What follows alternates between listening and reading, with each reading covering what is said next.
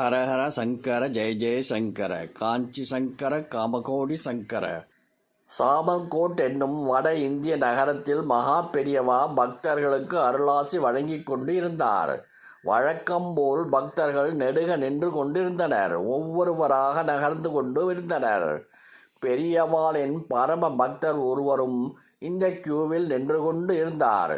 பெரியவாளை பார்த்து கொண்டே இருந்த அவரது கண்களுக்கு வித்தியாசமான காட்சி ஒன்று தென்பட்டது. மகா பெரியவா யாரையோ அண்ணாந்து பார்த்து கும்பிட்டு கொண்டிருந்தார். அவர் கண்ணுக்கு மட்டும் தெரிந்த காட்சி வேறு யாருக்கும் தெரியவில்லை. கும்பிட்ட பெரியவா கன்னத்தில் போட்டுக்கொண்டார். பக்தர் மனதில் கேள்விக்குறி. பக்தர் பெரியவா அருகில் வருகிறார். உன் கண்ணுக்கு அது தென்பட்டதோ? பெரியவா ஆமாம் என்று தலையை மட்டும் ஆட்டுகிறார் அவர்.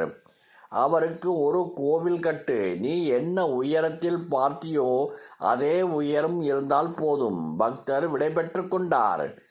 பெரியவாளை நமஸ்கரித்தது ஆஞ்சநேயரை.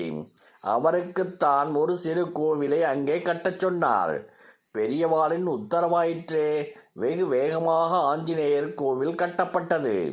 மிகவும் குறுகிய காலத்தில் அந்த பக்தரால் கட்டி முடிக்கப்பட்ட அந்த கோவிலுக்கு கும்பாபிஷேகம் நடத்த சின்ன பெரியவாளை அழைத்திருந்தார். பக்தர் குறிப்பிட்ட நாளில் அவருக்கு வேறு ஏதோ வேலை வந்துவிடவே அவரால் வர முடியவில்லை. கும்பாபிஷேகம் தடைபட்டது. பக்தர் ஓடோடி வந்து பெரியவாளிடம் முறையிட்டு, நீங்கள் அந்த ஆஞ்சநேயர் கோவில் கும்பாபிஷேகத்தை நடத்தி கொடுக்க வேண்டும் என்று பெரியவாளிடம் கேட்டார் பக்தர். என்னால் எப்படியப்பா இப்போ வர முடியும்? நீ பேசாம இரு. அவரோட கும்பாபிஷேகத்தை அவரே நடத்திடுவார் என்று பெரியவா. அதாவது ஆஞ்சநேயர் கோவில் கும்பாபிஷேகத்தை ஆஞ்சநேயரே நடத்தி கொள்வாரா? பக்தருக்கு ஒன்றும் புரியவில்லை. 2 நாட்களுக்கு பிறகு புரிந்தது. குடம் குடமாக தீர்த்தங்களை கொட்டி அபிஷேகம் செய்தது போல பயங்கர மழை, அத்துடன் காற்று புயலை போல் வீசியது. மகனின் கோவில் கும்பாபிஷேகத்துக்கு தந்தையான வாயு பகவான் உதவியது போல் அமைந்துவிட்டது அந்த நிகழ்ச்சி. இதைத்தான் மகான் சொன்னார், அவரே நடத்தி கொள்வார் என்று.